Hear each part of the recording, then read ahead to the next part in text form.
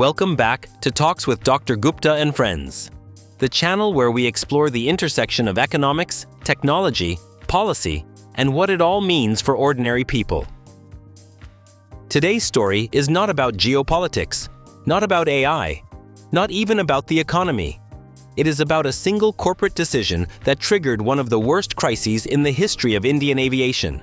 A crisis that stranded hundreds of thousands of people, exposed the fragility of our institutions, and revealed just how vulnerable citizens are when markets fail and regulators fold. Let's break down what really happened, why it matters, and what it tells us about the future of India's aviation sector. This crisis did not creep in slowly. It exploded. Indigo, India's largest airline, controlling over 62% of the domestic market, cancelled more than 1,700 flights in just 3 days.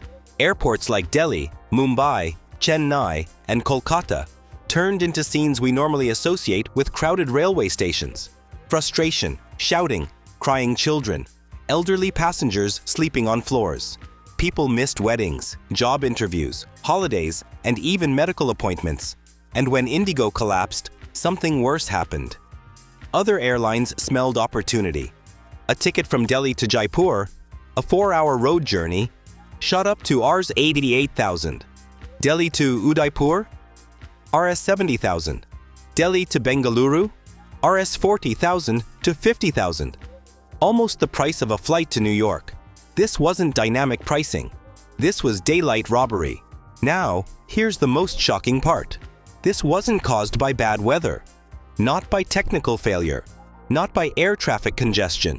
This crisis was entirely man-made. The DGCA, India's aviation regulator, introduced new safety rules called Flight Duty Time Limitations, FDTL, to prevent pilot fatigue.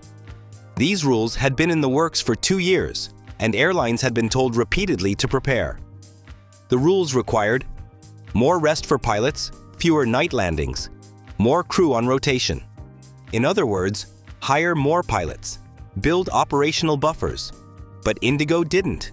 In fact, reports suggest the airline froze pilot hiring in June 2025. At the very moment they should have been scaling up. Experts say India has thousands of qualified pilots waiting for jobs. The shortage was not of pilots, but of Indigo's willingness to spend money. Pilot unions went further. They called this an artificial crisis, a deliberate attempt to pressure the regulator into rolling back safety reforms. And disturbingly, it worked.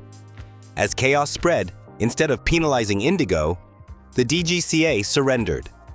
The regulator rolled back the new safety rules, delaying them by more than a year. Passenger safety was quietly put aside to accommodate one powerful airline. Meanwhile, the Civil Aviation Ministry remained silent. Critics argue this is no accident. Indigo had donated Rs 31 crore to the ruling party through electoral bonds. Is it a coincidence that the government showed such extraordinary softness? We don't know. But what we do know is this. A private airline effectively held an entire nation hostage, and the regulator blinked. How did one airline gain this much power? Because India's aviation market is now dangerously concentrated. Indigo, 62%, 65%. Air India Group, 27%. Together, they control almost 90% of the market. Compare that to the US or Europe, with dozens of airlines and genuine competition. In India, we are moving toward a system where a handful of corporations dominate entire sectors: ports, telecom, energy, and now aviation.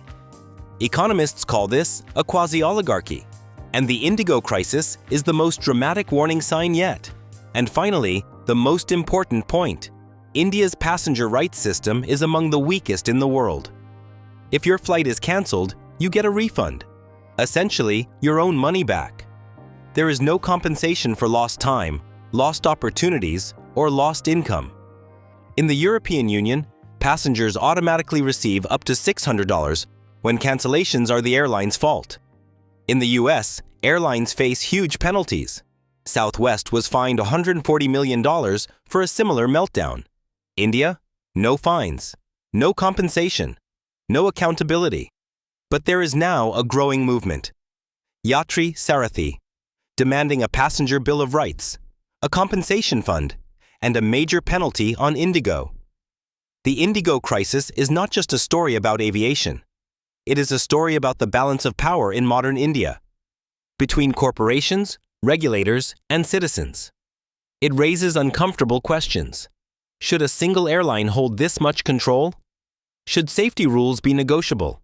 And should the public be left helpless every time a corporation miscalculates? Thank you for watching Talks with Dr. Gupta and Friends. Happy new thinking.